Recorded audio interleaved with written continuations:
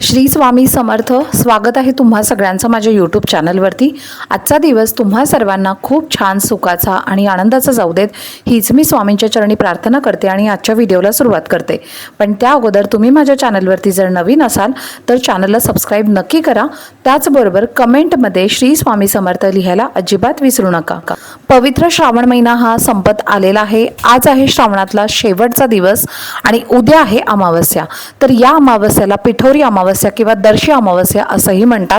आणि या अमावस्याच्या दिवशी बैलपोळा सुद्धा आलेला आहे. आपल्या हिंदू धर्मामध्ये खूप महत्त्वाचा म्हणजे शेतकऱ्यांचा खूप महत्त्वाचा आणि मोठा सण मानला जातो, तो म्हणजे बैलपोळा. तर या बैलपोळ्याच्या दिवशी शेतकरी आपल्या बैलांची छान आंघोळ घालतात, त्यांना स्वच्छ करतात, त्यांना कलर लावतात आणि त्यांना सजवतात. वेगवेगळ्या प्रकारे या बैलांना सजवलं जातं आणि त्यांची मिरवणूक सुद्धा काढली जाते. आणि बैलांकडनं या दिवशी कोणत्याही प्रकारचं कष्टाचं काम जे आहे तर ते करून घेतलं जात नाही. बैलांची या दिवशी पूजा सुद्धा केली जाते आणि त्यांना गोड पदार्थाचा नैवेद्य सुद्धा हा दाखवला जातो. त्याचप्रमाणे या बैलपोळ्या दिवशी घरामध्ये पुरणाची पोळी बनवण्याची सुद्धा पद्धत आहे. तर ही पुरणाची पोळी बैलांना खाऊ सुद्धा घातली जाते. तर आपल्या हिंदू धर्मामध्ये बैलपोळ्या सणाला सुद्धा खूप महत्त्व आहे. तर उद्या आहे अमावस्या आणि याला पिठोरी अमावस्या असं म्हणतात. तर पिठोरी अमावस्या ही आपल्या मुलाबाळांसाठी खूप महत्त्वाची मानली जाते, कारण या दिवशी आपण आपल्या मुलांसाठी भरपूर काही पूजा व्रत आणि उपाय सुद्धा करत असतो आणि त्याचं 100% फळ हे आपल्याला प्राप्त होत असतं. तर उद्याच्या अमावस्याच्या दिवशी आपल्या मुलांसाठी बरेच जण व्रत करत असतात. याबद्दलची माहिती मी तुमच्यासोबत आधीच्या व्हिडिओमध्ये शेअर केलेली आहे आणि तुम्ही जर तो व्हिडिओ अजून पाहिला नसेल तर तो नक्की बघा. अमावस्याच्या दिवशी बरेच बायका ज्या आहेत तर त्या आपल्या मुलांसाठी व्रत करत असतात आणि त्यामुळे आपल्या मुलांवरती पुढील 1 वर्षभर कुठल्याही प्रकारचं संकट किंवा आजारपण किंवा कुठल्याही प्रकारची अडचण येत नाही असं म्हटलं जातं. कारण ही अमावस्या फक्त वर्षातून एकदाच येते. त्यामुळे जे काही उपाय आहेत तर ते आपल्याला वर्षातून एकदाच करायला मिळतात. त्यामुळे ही अमावस्या खूप महत्त्वाची मानली जाते. तर उद्या पिठोरी अमावस्याच्या दिवशी काय काय उपाय करायचे आहेत याबद्दलचे व्हिडिओ मी तुमच्यासोबत शेअर केलेले आहेत. तर आईने आपल्या मुलांसाठी हा एक उपाय करायचा आहे. तर त्यासाठी तुम्हाला एक नारळ घ्यायचा आहे. नारळ तुम्ही कोणत्याही प्रकारचा सोललेला घ्यायचा नाही आहे आणि त्या नारळामध्ये पाणी असायला हवं असा नारळ आपल्याला बघून घ्यायचा आहे. आता हा नारळ तुम्ही ओला घेऊ शकता किंवा वाळलेला घेतला तरीही चालेल, फक्त त्यामध्ये पाणी असायला हवं. तर असा एक नारळ तुम्हाला घ्यायचा आहे. त्यानंतर तुम्हाला थोडासा शेंदूर घ्यायचा आहे आणि या शेंदुरामध्ये आपल्याला थोडंसं पाणी मिक्स करायचं आहे आणि एका काडीने त्या नारळावरती आपल्याला त्रिशूल काढायचं आहे. तर तुम्हाला हा जो नारळ आहे तर तो त्रिशूल काढल्यानंतर त्या त्रिशूलाचं तोंड वरच्या बाजूला असलं पाहिजे अशा पद्धतीने हा नारळ पकडायचा आहे. म्हणजे मुलांच्या बाजूला त्रिशूळाचं तोंड आलं पाहिजे. तर अशा पद्धतीने हा नारळ आपल्या मुलांच्या समोर आपल्याला पकडायचा आहे आणि हा नारळ आपल्याला आपल्या मुलांवरून 7 वेळेला उतरवून घ्यायचा आहे. तर आता हा आपल्याला क्लॉकवाईज उतरवायचा आहे 7 वेळेला आपल्या मुलांवरून. तर अशा पद्धतीने तुम्हाला क्लॉकवाईज हा नारळ तुमच्या मुलांवरून उतरवायचा आहे.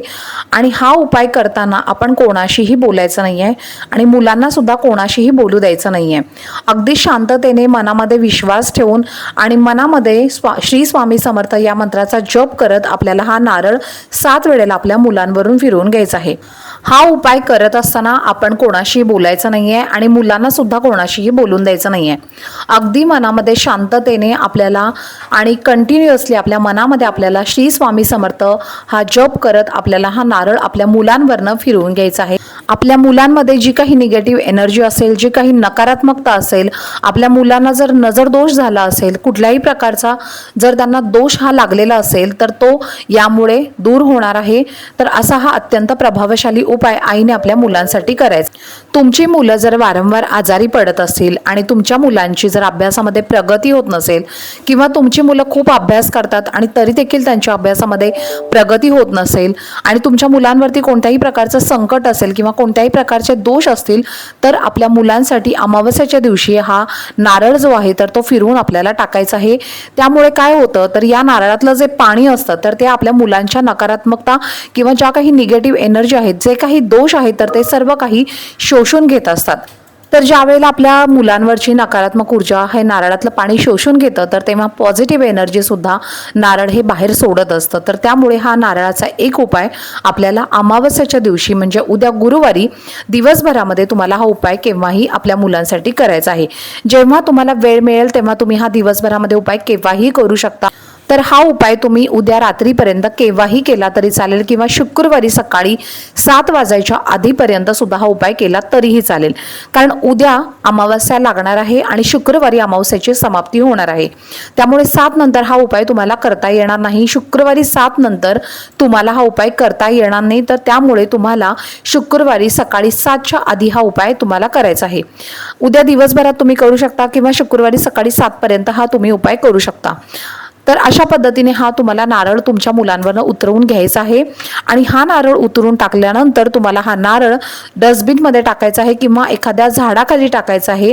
फक्त अशा ठिकाणी टाका की हा नारळ जो आहे तर तो कोणी फोडून खाण्याचा प्रयत्न करणार नाही आणि त्यामुळे कोणाला याचा त्रास होणार नाही, तर याची सुद्धा आपल्याला काळजी घ्यायची आहे।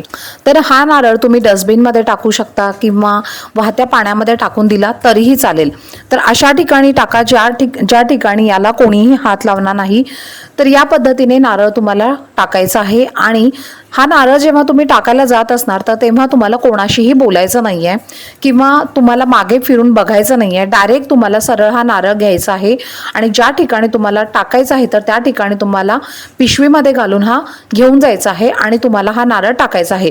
घरामध्ये येऊपर्यंत आपल्याला कोणाशीही बोलायचं नाहीये। घरी आल्यानंतर आपल्याला हातपाय धुवायचे आहेत आणि आपल्या मंदिरासमोर बसायचं आहे, दिवा लावायचा आहे आणि स्वामींना नमस्कार करायचा आहे। आपल्या घरातले जे काही देवी देवता आहेत तर त्या सर्वांना आपल्याला नमस्कार करायचा आहे। मनोभावे आपल्याला प्रार्थना करायची आहे की हा उपाय मी माझ्या मुलांसाठी केलेला आहे। ज्या काही संकट आहे, जे काही अडचणी आहेत, जे काही आजारपण आहेत, जे काही दोष आहेत तर ते सर्व काही दूर होऊ दे अशी प्रार्थना आपल्याला स्वामींना करायची आहे आणि या पद्धतीने हा उपाय तुम्हाला उद्याच्या दिवशी आवर्जून करायचा आहे।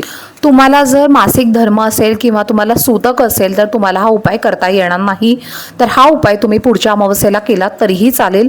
तर अशा पद्धतीने हा एक प्रभावशाली उपाय तुम्हाला तुमच्या मुलांसाठी करायचा आहे। तर त्यामुळे तुमच्या मुलांच्या अभ्यासामध्ये प्रगती होईल आणि सर्वात महत्त्वाची गोष्ट म्हणजे जे काही उपाय मी मुलांसाठी शेअर करत असते तर ते उपाय मुलांसाठी मुलींसाठी तुम्ही करू शकता। कारण मला बऱ्याच वेळेला कमेंट येतात की ताई हा उपाय फक्त मुलांसाठीच आहे का, मुलींसाठी केला तर चालणार नाही का? तर हो, तुम्ही हा उपाय तुमच्या मुलांसाठी मुलींसाठी नक्की करू शकता। आय होप तुम्हाला तुमच्या प्रश्नांचं उत्तर मिळालं असेल आणि तुमच्या ज्या काही शंका आहेत तर त्याचं पण समाधान झालं असेल। अजूनही तुमच्या काही जर शंका असतील तर त्या तुम्ही मला कमेंट करून नक्की विचारू शकता। तर चला, झालेली सेवा ही मी स्वामी महाराजांच्या चरणी अर्पण करते। व्हिडिओ आवडला असेल तर व्हिडिओला लाईक, शेअर आणि चॅनलला सबस्क्राईब नक्की करा। भेटूयात पुढच्या व्हिडिओमध्ये। तोपर्यंत सर्वांना श्री स्वामी समर्थ।